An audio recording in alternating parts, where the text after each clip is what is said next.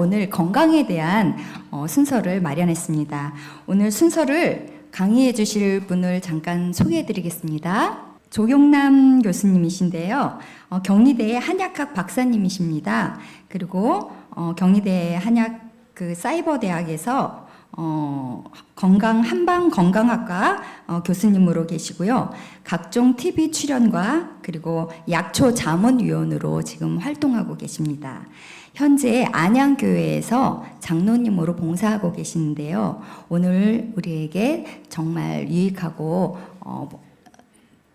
특별한 건강 정보가 있으리라 기대됩니다. 오늘 이 앞으로 모시겠습니다. 재림 성도 여러분 안녕하세요. 반갑습니다. 중화동교회 안식학교에 오신 학생 여러분 안녕하세요. 반갑습니다. 방금 저는 소개받았는데요. 그 집사님께서 소개 하나를 빼먹었습니다. 노란색 글씨 보시겠어요? 제가 요즘 열심히 하고 있는 것 중에 하나가 유튜브에서 유튜브 이제 방송을 하고 있습니다. 혹시 우리 중화동교회 안교생 여러분도 제 오늘 여러분께 소개할 약초 소개할 텐데 이 소개를 받으시고 야 나도 약초를 좀 알고 싶은 뜨거운 그 뭔가가 일어난다 하시면은 유튜브를 찾아보시면 됩니다. 구독자는 34만 명입니다. 놀라셨나요? 일단 오늘 여러분께 이제 소개할 내용은 고지혈증에 관한 내용이고요. 고지혈증 그리고 연관되는 고혈압 또는 당뇨까지에도 사용할 수 있는 약초입니다. 근데 제가 오기 전에 안 교장님 통해서 중화동교회의 구성원들을 물어봤거든요. 그랬더니 여기 삼육병원 병원장님께서 계신다고 하더라고요. 그리고 내과 의사 선생님도 계시고 약사 선생님도 다수 계시다는 얘기를 듣고 제가 좀 쫄았어요.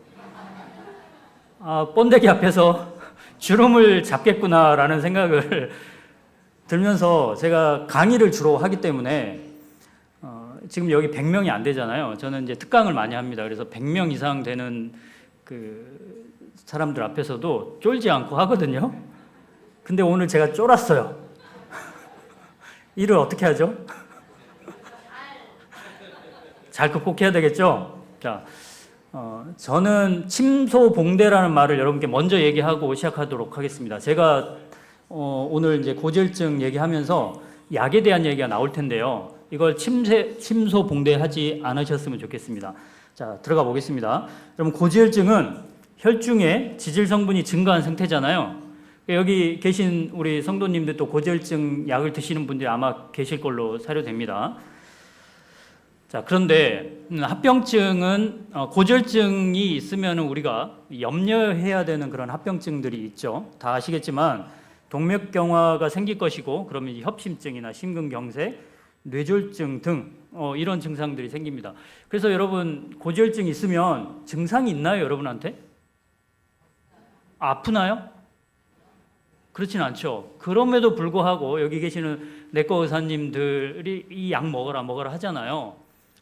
그것은 나중에 이런 문제들이 생길 우려가 아주 있기 때문에 미리미리 이제 예방을 해야 되겠죠. 그래서 먹게 하는 겁니다. 그런데 문제는 이 고지혈증 약에도 고지혈증 약은 이제 간에서 콜레스테롤 합성을 저해하는 약이라고 볼 수가 있는데요. 자, 근데 합병증이 부작용이 있습니다, 여러분. 근데 이 부작용들은 글쎄요, 이게 여러분들이 많이 인지하고 계시는지 모르겠지만 이 부분에서 제가 침소봉대하지 말라라는 얘기를 하고 싶어요. 근데 분명히 고지혈증 약에는 부작용이 있습니다. 여러분들이 약을 처방 받으시면 그 설명서가 따라오잖아요. 그 설명서를 자세히 읽어보시면 제가 지금 여러분께 소개하는 부작용들이 그대로 소개가 되어 있습니다. 첫 번째 고지혈증 약의 부작용은 당뇨입니다. 당뇨병. 자, 2010년에 발표된 논문을 보시면 고지혈증 약 대부분 스타틴 계열인데요. 이 당뇨병 발병을 높이는 것으로 조사됐습니다. 그래서 이 FDA에서도 이 약에 이렇게 고지혈증 당뇨를 높일 수 있다 이런 문구가 삽입이 되고요.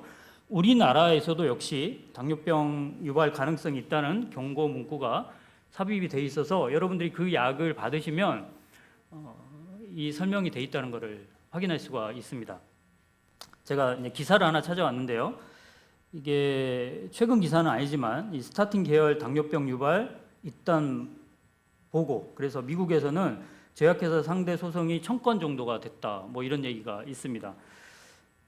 침소 봉대하지 말라 다시 얘기할게요. 이런 부작용이 있음에도 불구하고 그 약이 필요 없다 이런 뜻은 아닙니다. 그 약의 역할은 분명히 존재하는데, 제가 여러분 앞에 선 이유는 하나님께서 주신 다른 방법도 있다라는 것을 여러분께 소개하는 겁니다. 자, 고지혈증 약의 두 번째 부작용이라고 할 수 있는 거는 간 수치 올리고요, 간 기능을 좀 저하시키는 그런 부작용이 있습니다. 그래서 스타틴 계열의 고지혈증 약이 일부 환자들이에요. 고지혈증 약에서 뭐 GOT나 GPT와 같은 간 수치를 높여버리는 그런 부작용이 나타나고 있습니다. 자, 약사분들이 보는 신문이에요. 약사 공론에 이런 기사가 또 있더라고요. 고지혈증 약, 리피도 등 175품목에서 AST 증가 유해 사례가 있다라는 게 이제 기사로 떴습니다. 자, 저는 약초를 이제 가르치는 사람이기 때문에 또 아픈 사람들을 상대하는 사람이라서 이런 부작용 사례가 있으면은 또 유튜버잖아요. 제가 아까 소개했다시피 항상 기회가 될 때마다 촬영을 해놓거든요. 이런 부작용 사례가 있어서 하나 촬영을 했는데 같이 보시겠습니다. 고지혈증 약을 한 달간 먹었어요. 그리고 가서 피 검사를 했더니 간이 굉장히 나빠졌다는 거예요. 간 수치가 비정상으로 정상이었는데 올라갔다고요. 그래서 의사 선생님이 생각을 하시더라고요. 이게 그러면서 선생님 이야기가 혼자 말로 이거 고지혈증 약 때문에 아니었을까 해요. 그래서 내가 와서 그 약을 찾아봤어요. 그랬더니 간 수치가 올라갈 수도 있습니다 하고 부작용에 써져 있었어요. 네, 이런 부작용들이 실제로 나타나고 있다는 거죠. 자, 다음 볼게요. 고지혈증 약의 세 번째 부작용, 우리가 생각해야 될 거는 근육 무기력증입니다. 그리고 근육 통증이 발생하는데 저는 이거를 좀 자주 경험을 하거든요. 이 약을 복용하면서 근육 통증을 호소하는 분들이 많이 있더라고요. 그리고 이제 심하면 근육 괴사까지 일으킬 수 있다 이런 얘기가 있는데, 이 약을 먹는 사람들 중에서 5에서 10% 정도에서 이 증상이 나타난다고 합니다. 이것도 역시 주변에 이런 증상을 경험한 사람이 있어서 제가 영상을 하나 찍어 놨습니다. 보겠습니다. 병원에 가서 보니까 피 검사를 한번 해는 게 좋다고, 나이가 많으니까. 그래서 이제 피 검사를 했더니 고지혈증 약을 먹어야 되겠다고 그러세요. 그래서 이제 고지혈증을 먹었는데 이상하게 몸이 이 사방에 다 아프고 결려서, 나는 그게 협착증으로다가 나이가 많으니까, 그러니까 협착증으로 그게 아픈 줄 알고 참아야지 했는데, 어느 날 나도 모르는 사이에 혈압약을 잊어버렸네, 요새 안 먹었네 싶어서 혈압약 뚜껑을 열었더니, 우린 혈압약에 같이 먹게 돼 있어요. 고지혈증 약에 같이 먹게 돼 있어서 그걸 보는 순간에 내가 요새 나그를 안 먹었는데 여기가 안 아프네. 그럼 고지혈증 약 때문에 그렇게 아픈 거 아닌가? 병원에 가서 질문을 했습니다. 그랬더니 고지혈증 약은 그렇게 몸살같이 오고 아픈 적이 있는 사람이 있다. 그래서 그때부터 제가 안 먹었습니다. 네, 이처럼 비율적으로 높지는 않아요. 하지만 이 약을 복용했을 때 부작용을 경험하는 사람들이 있다라는 거죠. 그래서 제가 아까 침소 봉대하지 말라고 했다시피 이 약은 분명히 필요한 사람들이 있죠. 먹어야 되긴 하지만 이제부터는 여러분께 이제 이 약, 고지혈증 약의 역할을 할 수 있는 약초를 소개하도록 하겠습니다. 자, 먼저 이거 같이 한번 읽어볼까요? 가려뽑은 기별 2권에 나온 말씀인데요. 자, 같이 읽겠습니다. 시작. 하나님께서는 인간이 사용할 수 있는 약초들이 땅에서 자라도록 하셨으며, 만약 우리들이 그들의 특성을 이해하고 올바로 사용하기만 한다면 사람들은 오늘날 누리고 있는 것보다 더 좋은 건강 상태를 유지할 수 있을 것이다. 하나님께서 만물을 창조하시면서 그 가운데 우리 인간에게 허락하신 음식도 물론 있고, 그 중에는 특별한 역할을 하는 특별한 효능을 가진 약초들이 있습니다. 근데 그 약초들 중에 오늘 고지혈증 또는 고혈압, 당뇨병에 다 사용할 수 있는 약초를 소개하도록 하겠습니다. 여러분 기대하셔도 됩니다. 자, 산사나무라고 아시나요? 자, 들어봤다 손 들어 보시겠어요? 야, 어디서 어떻게 하셨나요, 집사님? 고향이 어디십니까? 고향이 어디세요? 천안에 산사나무가 있어요? 그렇군요. 자, 여러분, 이 산사나무를 오늘 이제 안실학교 시간에 배우는 거예요. 꼭 기억을 하시기 바랍니다. 산사나무는 우리나라의 자생종입니다. 산에 있어요. 근데 제가 천안에 있다는 얘기는 지금 처음 듣는 게, 처음 들었다기보다도 천안은 어울리지 않는 나무입니다. 왜 그러냐면 산사나무는 북방계 식물이라서 추운 곳에 더 잘 자랍니다. 그래서 경기도 이북, 강원도, 경상북도, 물론 이제 북한 쪽으로 가면 더 많이 있겠죠. 그러니까 이렇게 추운 지방에서 훨씬 더 잘 자라기 때문에 남쪽으로 갈수록 보기가 드문, 그러니까 충청도까지는 경기 좀 북방계라고 보겠습니다. 어쨌든 이 산사나무 여러분 보시기에 제가 9월에 찍은 사진이에요. 열매가 빨갛게 익었죠? 볼만합니까? 관상같이 있습니까? 있다고 해주세요. 그래야 이 강의가 진행이 돼요. 관상같이 있죠? 그래서 여러분 공원에 심는 나무의 대표적인 수종이에요. 그래서 여러분들이 계시는 곳 주변에 큰 공원에 가시면 아마도 산사나무 한 그루쯤은 심어져 있을 거예요. 관상가치가 있기 때문에 그렇습니다. 자, 봄에 찍은 사진이에요. 5월에 이렇게 꽃이 피는데요. 이것도 관상가치 있습니까? 관상가치는 봄에도 있고 가을에도 있습니다. 그래서 정원수로 심는 하나의 수종이 되는 거죠. 자, 그런데 저는 여러분과 오늘 이제 약효 이야기를 해야 돼서 산사나무에서 약으로 쓰는 부위가 바로 열매입니다. 보신 적 있으세요? 본 것 같으세요? 자, 이 사진 보여드리면 본 것 같다 이렇게 자신 있게 얘기하시는데 혹시 꽃사과를 착각하시는 건 아닌가요? 본 것 같으세요? 좋습니다.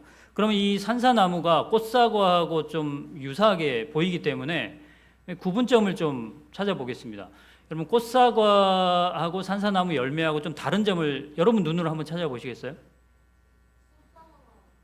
꽃사과도 모르는데 꽃사과 사진 안 가져왔는데 어떻게 하죠? 자, 산사나무 열매의 과피에 혹시 깨처럼 이렇게 박혀 있는 뭔가 보이세요? 이게 산사나무 열매의 특징이에요. 꽃사과에는 없습니다. 그리고 배꽃 부위를 보시겠어요? 꽃사과는 이렇게 밖으로 벌어지지 않았죠. 이런 특징만 보고도 여러분들이 꽃사과하고 산사나무 열매 비교할 수가 있는데 가장 큰 특징은 이겁니다. 여러분 꽃사과는 산에 가서 볼 수 있나요? 없죠. 누가 산에다 심어 놓습니까? 꽃사과를.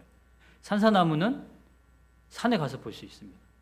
이런 특징들을 기억하고 계신다면 아마 구분을 쉽게 하실 수 있을 텐데 이제 지금 8월이잖아요.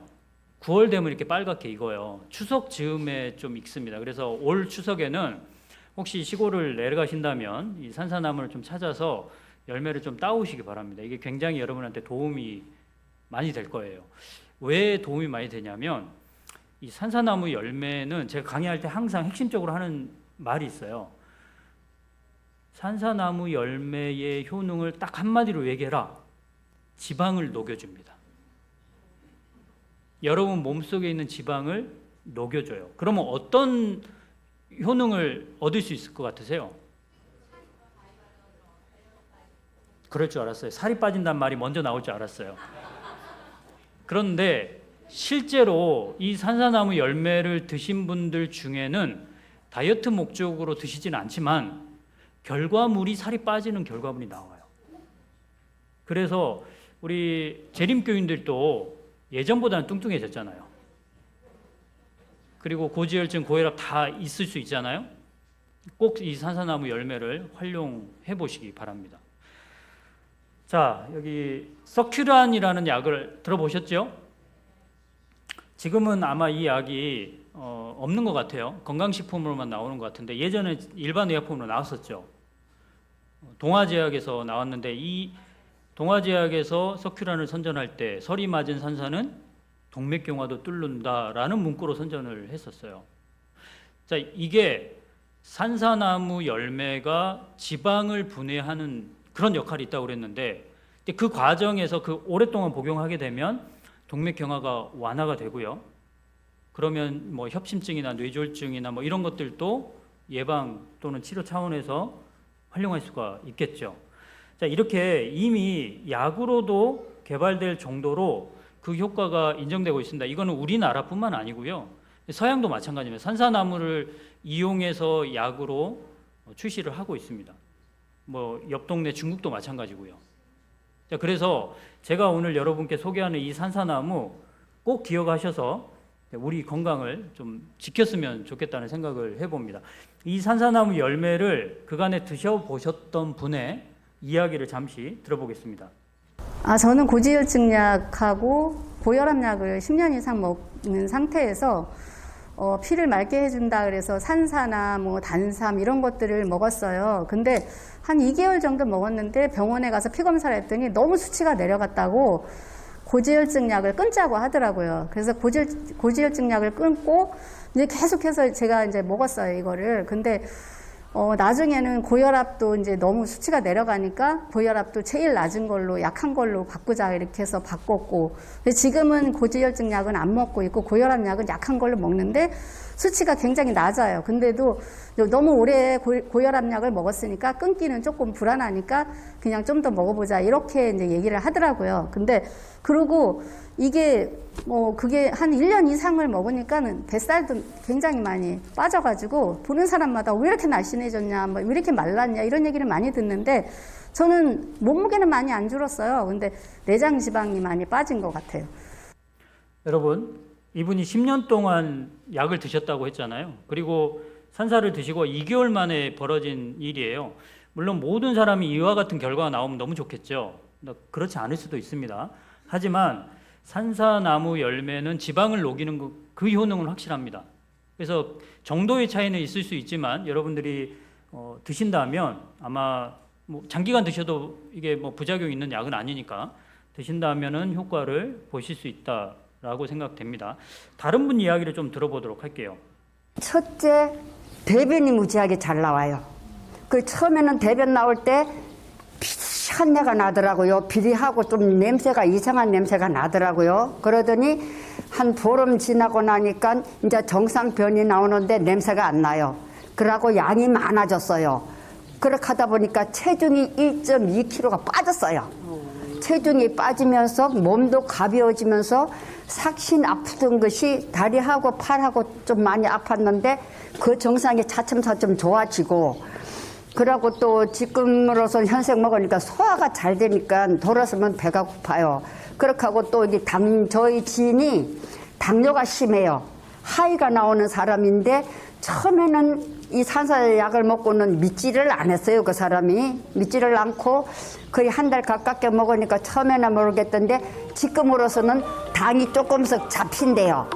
장이 잡혀서 너무 좋다고 하더라고요. 그래서 계속 조금 먹어보고 더 괜찮으면 지금 자기 사돈도 당이 심한 사람이라 이걸 계속 먹게끔 하겠다고 하더라고요. 그래서 당이 좋고 변비가 괜찮고 머리 아프던 것이 머리가 괜찮아졌어요. 그래서 계속 지금 먹고 있어. 6개월치를 먹어봐야만이 더 확실한 것이어서 하여튼 몸무게는 빠졌어요.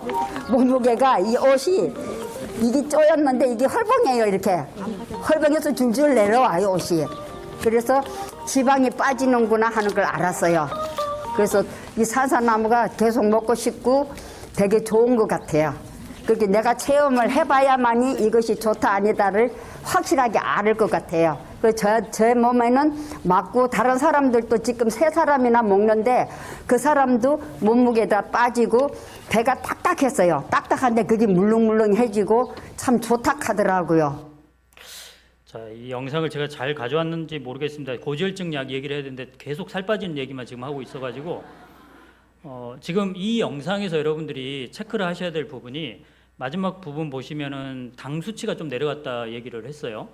제가 오늘 시간이 좀 짧기 때문에 이 얘기를 길게 못 드리지만 이 산사나무 열매는 혈당을 내리는데도 효과가 인정되고 있습니다. 이것도 이미 논문으로 발표된 게 많고요. 그 이유를 제가 생각을 해봤더니 이 지방과 이 당뇨병은 또 유관하잖아요. 그래서 이 지방을 녹여주다 보니까 결과적으로 혈당 수치가 내려가는 것으로 그렇게 이해가 됩니다. 그래서 여러분들이 오늘 기억해야 될 거는 이 산사나무 열매는 1차적으로 고지혈증 수치를 내리는 데 도움이 되고요. 또 고지혈증 수치가 내려가면서 혈압도 또 내려가는 결과가 나타납니다. 그리고 혈당도 내려가는 효과를 볼 수가 있고요. 그래서 이 3가지 질병을 가지고 있는 사람들이 상당히 많잖아요. 그래서 이 산사나무 열매를 우리도 알고 있어야 되고 우리 주변의 구도자라고 생각하는 분들에게도 좀 추천을 해줄 수 있으면 좋겠죠. 그렇게 해서 오늘 안식학교 시간에 꼭 이거를 기억을 하시기 바랍니다. 자, 한번 같이 읽어보겠습니다. 시작. 주님께서는 때를 따라 큰 효과를 주는 들의 단순한 약초들을 주셨다. 자, 이것도 읽어보겠습니다. 시작. 병에 걸렸을 경우 만약 모든 가족들이 이러한 약초들을 사용하는 방법을 교육받았더라면 많은 고통들을 사전에 예방할 수 있을 것이다. 자, 오늘 약초를 딱 한 가지 소개해 드렸지만 여러분 마음속에서 뭐가 이렇게 막 뜨거운 게 올라오면 어떻게 하시면 되죠? 먹지 마시고 아까 유튜브 보라고 했잖아요. 제가 유튜브 선전하러 온 건 아닌데 여러분 약초에 관심 있으시면 참고하시라는 뜻입니다. 자, 오늘 여러분께 소개할 이야기가 여기서 끝이 아니고요. 하나 더 소개하겠습니다. 자, 2022년도, 그러니까 최근에 나온 논문 중에 논문 제목이 이렇습니다. 산화질소 결핍은 고혈압의 주요 원인이다 라는 타이틀을 가지고 있어요. 산화질소라는 말을 들어보셨나요? 죄송합니다. 손 들어보세요. 들어보신 분. 정말 들어보신 분이 한 분 계시네요. 좋습니다. 그러면 제가 좀 잘난 척을 할 수가 있겠네요. 다 모르시니까. 산화질소, 오늘 여러분께서 안식학교 시간에 꼭 알아둬야 할 2 단어가 하나는 산사나무 열매고요. 2번째는 산화질소입니다. 산사나무 열매, 산사나무도 하나님께서 만드신 창조물이죠. 근데 산화질소도 역시 그렇습니다. 자, 볼게요.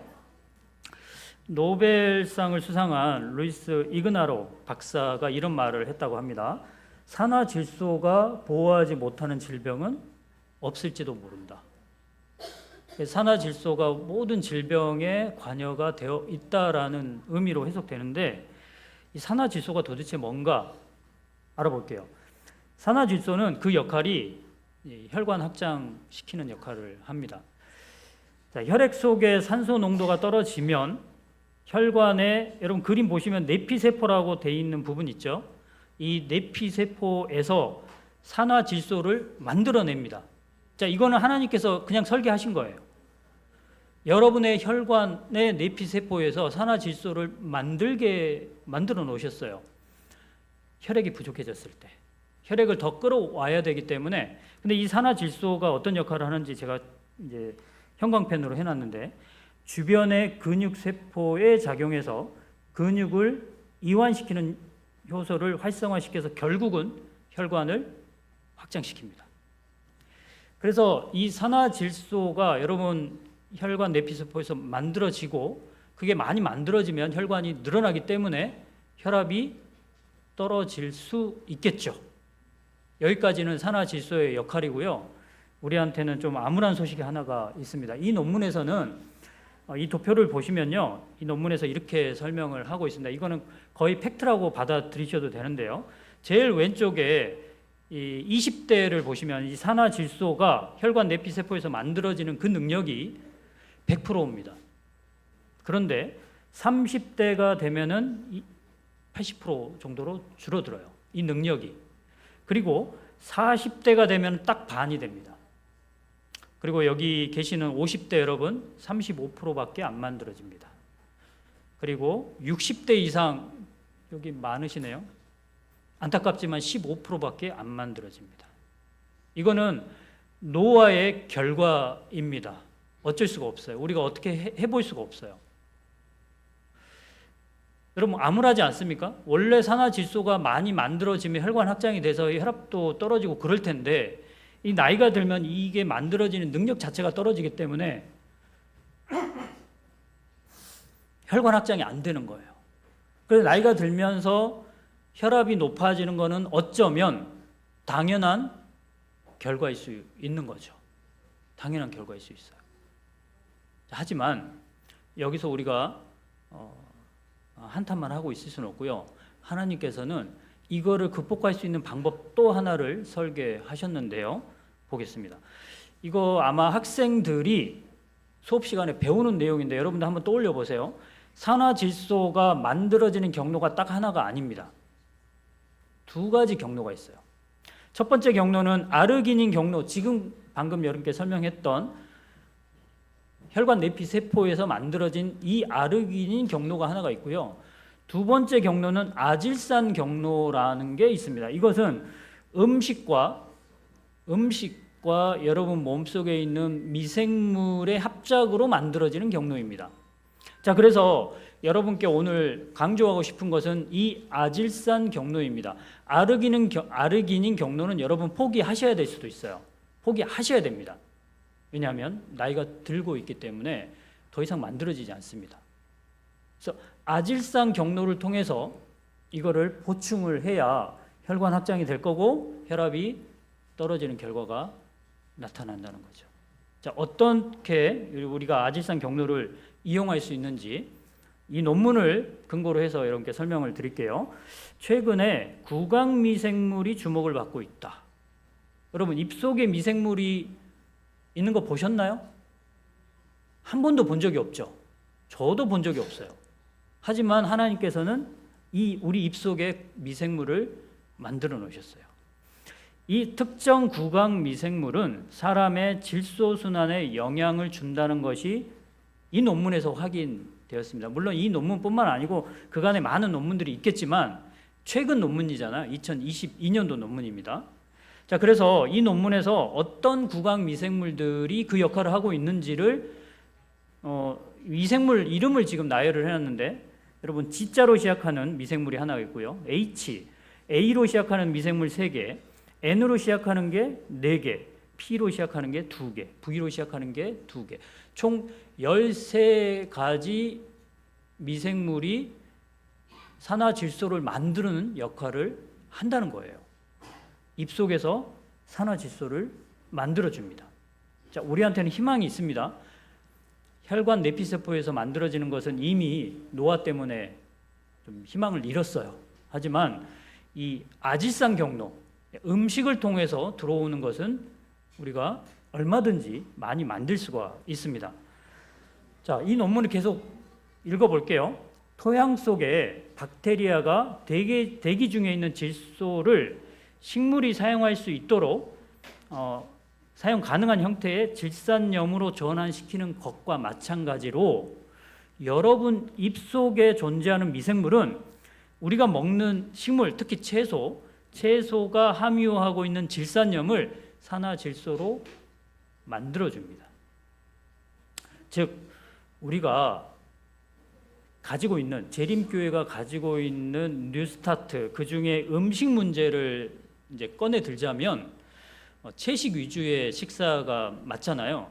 근데 이 채식 위주의 식사, 즉 그 식물들이 원래 이제 가지고 있는 질산염이라는 게 있습니다. 이 채소 안에는.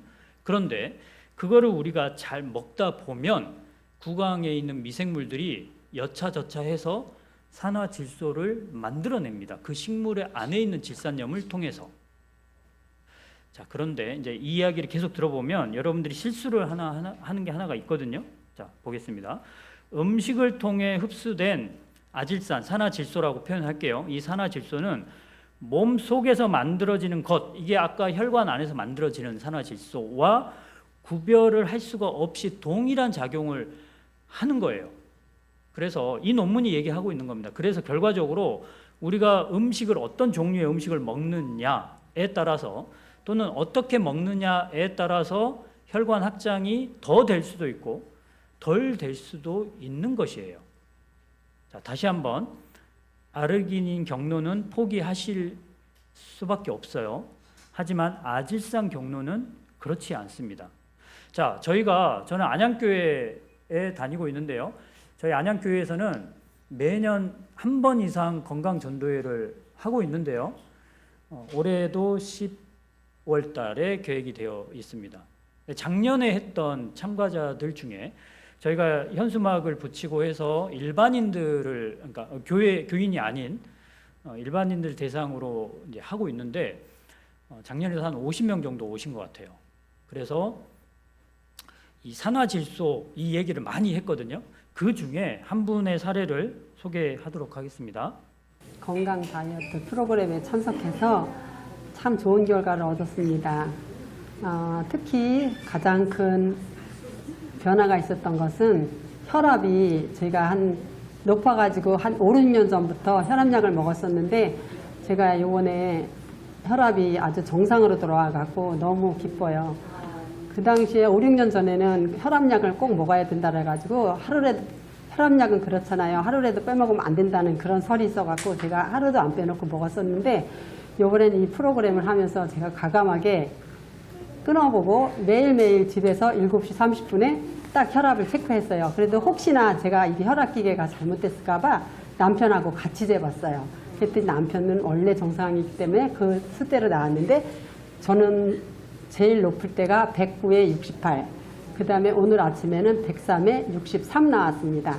그래서 혈압약을 계속 제법 안 먹으면서 매일매일 체크하고 있어요. 근데 또 다른 것이 좋아진 것이 살 뺄 의도는 전혀 없었는데 이번에 또 살이 빠졌어요. 근데 내장 지방이 빠진 건지 다른 것이 빠졌는지 모르지만 그냥 대강 집에서 체크해 보면 근육질은 높게 나와요. 그런 거 보면은 이 다이어트 프로그램을 통해서 제가 굉장히 좋아진 것 같아요. 거기서 음식을 오래 씹으라 그래서 억지로라도 참고 오래 씹었어요. 그래서 먹을 때 3, 40분 정도 씹어서 먹고요.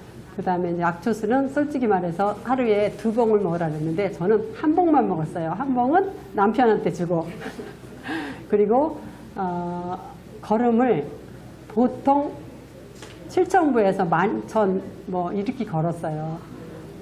그러니까 꼭 빠지지 않고 하려고 노력을 했어요. 그랬더니 저한테는 참 좋은 결과가 나와가지고 너무 감사드립니다. 앞으로도 계속 실천해 보려고 해요. 죄송합니다. 오늘 이 영상에서도 살 빠진 얘기 계속 나오고 있어서 좀 난감합니다, 제가. 그런데 지금 이제 두 번째 이야기 산화질소 얘기하면서 이제 여러분한테 지금 강요를 할 게 하나가 있어요. 지금 이 사례자분이 얘기하신 것 중에 혹시 체크가 됐는지 모르겠지만 오랫동안 씹었다는 얘기를 했죠. 근데 그게 중요해요. 왜 그러냐면 이 논문을 계속 보시면 혈액에서 발견되는 질산염, 이게 산화질소라고 그냥 생각하시면 됩니다. 질산염의 25%는 침샘을 통해 흡수가 됩니다. 그리고 질산염의 농도가 침에서 20배까지 높아질 수 있거든요. 산화질소가 그렇게 많이 만들어질 수 있다는 뜻이에요. 근데 문제는 여러분 식사를 어떻게 빨리 하십니까? 좀 천천히 하십니까? 우리나라 사람들 대상으로 조사를 해보면요, 5분에서 10분 안에 다 밥을 먹어치웁니다. 만약에 여러분들이 산화질소를 많이 가지고 있는 음식, 여러분 이제 오늘 이제 집에 돌아가셔서 저녁 때쯤 산화질소가 많이 들어가 있는 음식들 한번 검색을 해보시면 녹색이 아주 짙은 채소에 많다는 걸 알 수가 있어요. 어떤 것들이 있죠? 종류를 한번 얘기해 볼까요? 예. 토마토가 파래요? 상추, 시금치, 뭐 케일, 뭐 이런 것들. 녹색이 아주 짙은 곳에 질산염이 많아요. 그런데 우리가 그거를 먹으면서 그냥 꿀떡꿀떡 삼켜버리면 입속에 있는 미생물이 산화질소를 만들 수 있는 시간적인 여유가 없어요. 이해되십니까? 자, 그래서 우리가 혈압을 떨어뜨리고 싶다면 산화질소를 만들 수 있는 그 원인 물질을 많이 가지고 있는 채소를 많이 먹되 그것을 오랫동안 씹는 노력이 필요해요. 자, 그래서 안양교회에서 이 뉴스타트 프로그램을 할 때 가장 기본적으로 강조하는 게 오래 씹어라예요. 그래서 이분도 한 30분 정도 씹었다고 하잖아요. 근데 우리가 대한민국 사람들 생활이 바쁘기 때문에 그게 실천이 잘 안 될 수는 있지만 만약에 여러분들이 그런 질병이 있다면 오늘부터라도 오늘 점심시간부터 좀 오래 씹으시기 바랍니다. 예. 자, 이렇게 얘기하면 이제 점심이 아주 이제 난감해지더라고요. 오래 씹으세요.